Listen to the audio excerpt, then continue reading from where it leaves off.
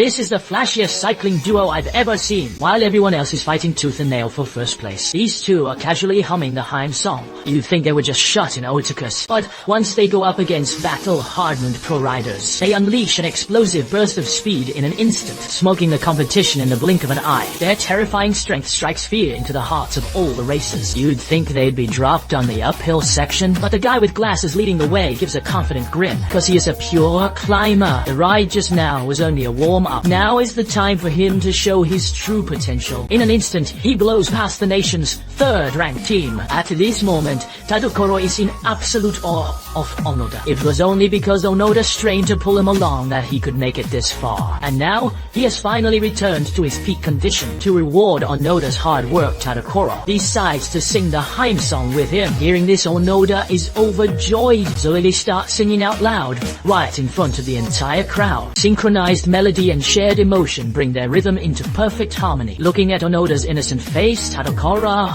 can't help but recall his coach's words: cycling is meant to be a joy for the soul, while others treat it as a cold, grueling competition. Onoda embodies the purest joy of riding. Right now, with his slight and fragile frame, he's leading Tadokoro to experience that unique delight. Just then a pack appears ahead. Onoda wants Tadokoro to take the lead and overtake them, but his teammate is already moved to tears. He never expected to see that jersey ever again. Unbelievable, Onoda actually managed to pull it off. He successfully led the stragglers back to rejoin the main pack. Kinju moved his arm in a gesture of gratitude which made the shy Onoda quite flustered. He waved his hands frantically bashfully, insisting it was nothing to him. Imaizumi, witnessing this from behind, couldn't help but marvel. Onoda is truly incredible. Whenever he reunites with the team, the previously sluggish atmosphere is instantly transformed by a surge of joyful energy. Perhaps it is his unwavering, never-give-up spirit that quietly touches and inspires everyone's heart. Now that the whole team is reunited, Kinju immediately issues the order: catch up to Hakone and Kyoto Fushimi at full speed for the final showdown. Meanwhile, to everyone's surprise, Hakone Academy is on the verge of splintering apart.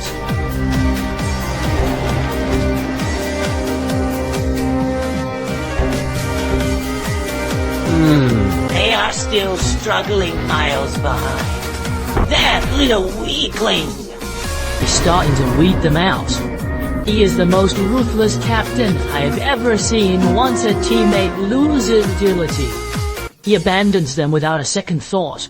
In Midutsuji's philosophy, discarding useless dead weight to reach the finish line is nothing more than basic common sense in road racing. I thought this was just the twisted logic of a deviant. Who would have thought that Fukutomi would actually agree with it? Immediately, he and Todo begin their pursuit of Kyoto Fushimi. This scene leaves Arakita and Manami completely stunned as they witness the Kyoto Fushimi riders being dropped behind. An ominous dread sets in. Could their captain really be planning to abandon them too? Physical exhaustion compounded by the crushing psychological blow of being discarded causes Arakita's fighting spirit to slowly wither away. In a daze, he feels as if the very ground beneath him is collapsing. He felt as if he were plunging into a bottomless abyss. Fortunately, Zenbo snapped him out of it, allowing Isumida to temporarily regain his composure. But the moment he looked back, he realized Shinkai had already lost his fighting spirit. Hwangbai was also gasping for air. At this rate, the team was on the verge of collapse. Meanwhile, Yutangjin was relentlessly taunting Fufu. He never expected the legendary kings of Xiangxu, who had already claimed 2 titles on the first day, would become so cold-blooded in their pursuit of victory that they would actually choose to abandon their own teammates. This proved that they were actually no different from him. Fufu didn't deny Yutangjin's words. Instead, he coldly stated that only the strong survive. Upon hearing this, Yutangjin was delighted, as expected trash should be discarded like fallen leaves. With only 2 kilometers left to the summit, Yutangjin began provoking Dongdong again. Will the man known as the Mountain God dare to face him in a showdown? Clearly he was feigning ignorance to play mind games. At this moment, Xiangxue only had 2 riders left. If Dongdong were to leave the group, Fufu would be under immense pressure. Thus, there was no suspense at all in this King of the Mountains battle. Yutangjin easily claimed the King of the Mountains title on his own, having secured 2 stage titles in a single day. He was undoubtedly the ultimate dark horse of this national competition. Simultaneously, the momentum shifted entirely entirely from Jiangsu to Jinfu. The long-standing reign of the kings had been completely overturned. The entire crowd was erupting in cheers for Jinfu, giving Yudangjin a feeling of unprecedented exhilaration. To utterly crush Jiangsu's pride, Yudangjin prepared for the next stage, swapping the lead rider while accelerating simultaneously to break away from Jiangsu at maximum speed. However, to everyone's surprise, after a mere 2 minutes and 30 seconds, Fukutomi and Tudo actually managed to catch up again. Mitsuta advised them to give up, as in a 4-on-2 situation, they had absolutely no chance of winning. Although they were strangers from the moment they stood on that stage, he knew Jiangsu was a team worthy of respect. Therefore, instead of wasting their energy here for nothing, it would be better to swallow their pride and settle for second place. Besides, the moment they abandoned their teammates, their defeat was already sealed. These words almost made Fukutomi burst out laughing. He never once thought of abandoning them to be worthy of the title of kings. Every single member had put in blood, sweat, and tears.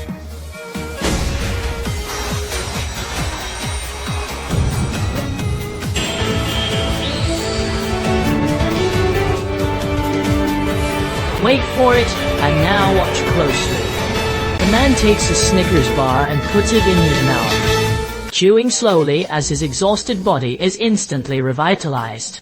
Immediately, a savage glint flashes in his eyes. Under the shocked gaze of his teammates, he transforms into a vicious hound. Saying this now, Fukutomi suggests he's being too optimistic. Don't you feel the immense pressure coming from behind? These words leave Midusuji in utter disbelief. Sohoku was clearly lagging far behind. How could they have caught up in such a short time? To Onoda's relentless pulling, he's actually brought Sohoku back to the very front. Now the three teams are back on equal footing. Having done now, Imaizumi can hardly believe it. An exhausted team has actually caught up to the leader. Even if Onoda can no longer pedal, Imaizumi will do everything in his power to carry him to the finish. During this, Mickey smiled. It seemed Imaizumi was finally back to his old self. With only 6 kilometers left to the finish line, Hakone Academy decides to make their move and accelerate. In just a moment, they opened up a significant gap over their rivals. But Sohaku won't just let the of a domestique. Even on a 70-degree descent with branch ahead. It all traces back to 2.5 minutes ago. Midusuji gave him a mission to abandon his role as a domestique and intercept Arakita at any cost, stated Fukutomi. Midusuji wears a mask of pure schadenfreude. Little does he know he's the real fool here. Arakita isn't the primary domestique today. The real one is Shinkai. At Fukutomi's signal, Shinkai, like a stallion breaking its reins, surges to the front for his assy. Realizing the truth, Midusuji was rattled, immediately ordering Ishigaki to pedal at full throttle, but in the end it was all in vain. Shinkai is the legendary seeing Ima finally regaining his confidence. How could he allow himself to fall here? Determined, Imaizumi slammed his body against the guardrail, using the recoil to correct his riding posture instantly, and caught up to Kinju at full speed. Midusuji couldn't believe his eyes. The old Imaizumi would have given up long ago. But now he actually dares to fight back. It seems he's truly transformed in that case. Midusuji decided to scrap all his previous tactics. Must slow down during a descent, otherwise inertia will make them accelerate uncontrollably. Yet these two men didn't slow down at all. It was on this battlefield. He absolutely could not let his teammates down. Exhaustion and agony gnawed at his body, yet nothing could shake Xie Yuan's hunk. Yu Tangxian bolted like a wild horse, leaning into the corner at the absolute limit. His entire body was inches from the pavement. He was drifting through a sharp 120-degree curve, yet his speed didn't drop for a second, even as his chin scraped low enough to be ground into a point. Midusuji remains completely unfazed. To him, nothing matters but the race's victory, the ultimate goal he pursues at any cost. Meanwhile, as Imaizumi enters the corner, Midusuji is nowhere to be seen. An ominous premonition suddenly grips his heart. The moment he clears the turn, his worst fears finally become a reality. Midusuji has already left both teams far behind, widening the gap to a staggering 4.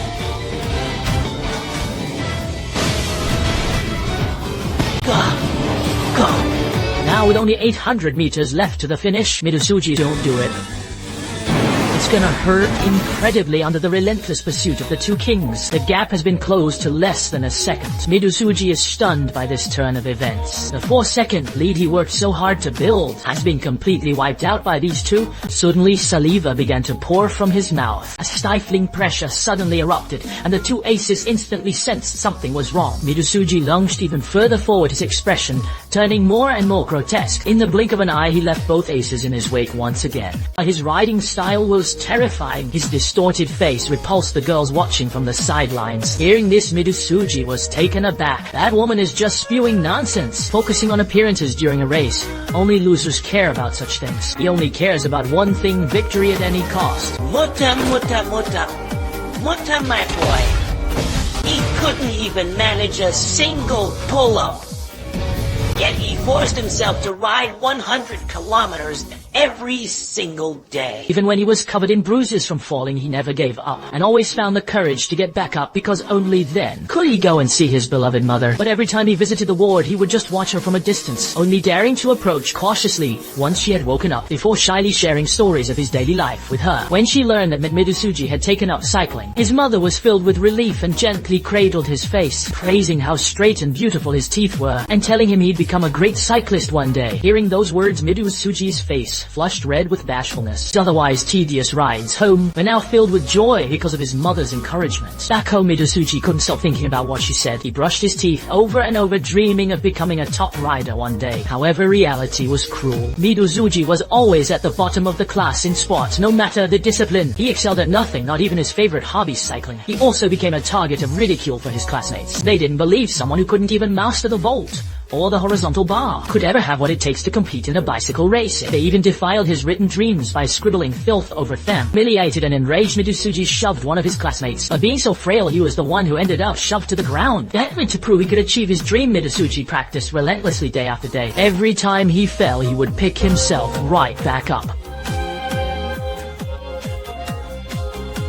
Finally, his hard work bore fruit and Midosuji claimed first place in a race. His mother was overjoyed at the news, brimming with pride for her son. She even boasted about his achievement to all the nurses. Overhearing this, Midosuji remained silent in bashful joy. But as he began to tell her of his efforts, a nurse suddenly rushed out. It turned out his mother's condition had taken a turn for the worse. Yet rather than showing concern for her health, Midosuji only hoped she'd be discharged in time to watch him race that weekend. Was certain he would win, and his mother smiled as she promised to be there. She granted his request and pulled him into a tight embrace, telling him that no matter what happened, he must keep moving forward. He thought it was just words of encouragement, unaware that these would be her final words. Sunday's race arrived and Midosuji secured first place as planned, but his mother was nowhere to be seen. Midosuji stared blankly at the sky, echoing his mother's dying words in his mind.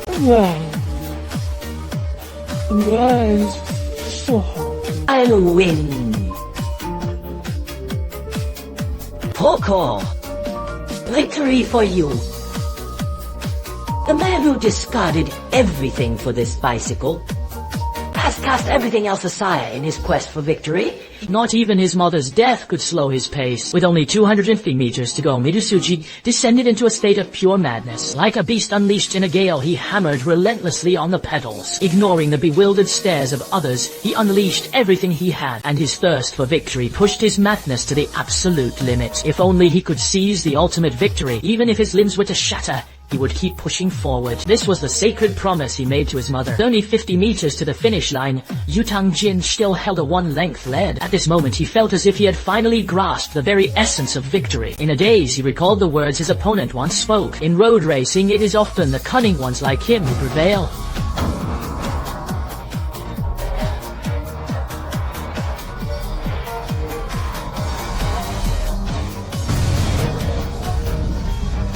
Yutangjin knew all too well that such excuses were only for the weak. The blood, the sweat, and the countless hours he sacrificed, everything was earned through his own sheer ruthlessness. However, he wasn't the only one who had given their all through their own iron will. Kaneshiro and Fufyu had surged up right behind him. Yutangjin would never surrender the crown, but just as he prepared to launch his final strike, his legs suddenly refused to obey it. Seemed the previous sprint Sui had drained every last drop of his strength, with only tens of meters remaining, even if he had to break his own legs. Yutangjin was determined to clutch that imminent victory to his chest. With a primal roar, his proud pearly white teeth shattered under the strain, and that symbolic prize of victory slipped right through his fingers. Yutangjin at his palm in utter disbelief. Could this truly be his limit? By the time he snapped back to reality, he realized the two aces had already overtaken him. They were howling, racing toward that same finish line with everything they had. One is the man carrying the weight of everyone's hopes. The other is the man hailed as the strongest in history. Everyone is watching with bated breath for the outcome of this battle of the century. For me, From the events above we can see the philosophy of joy in cycling represented by Onoda and Tadokoro. This stands in stark contrast to a competitive mindset driven solely by the pursuit of victory. It serves as a reminder that the fundamental spirit of any competition should never be completely overshadowed by utilitarianism. Pure joy and passion are the only true sustainable drivers. Onoda may seem simple and clumsy, yet his pure love for cycling inspires the entire team. It proves that sincerity and passion in and of themselves can create miracles. Fukutomi ultimately refused to abandon his teammates, allowing Hakone to regroup amidst adversity. It demonstrates that the power of a truly elite team stems from mutual trust and support. In contrast, Miduzu would stop at nothing for victory, even at the cost of his own humanity, only to suffer a breakdown right before the finish line. This serves as a metaphor of victory driven by obsession may cost one something far more precious. That final shot of the shattered tooth is perhaps the creator's most poignant stroke. When obsession devolves into madness, one risks losing their very self, whereas true victory belongs to those who remain true to their hearts while racing, reaching the finish line together as one.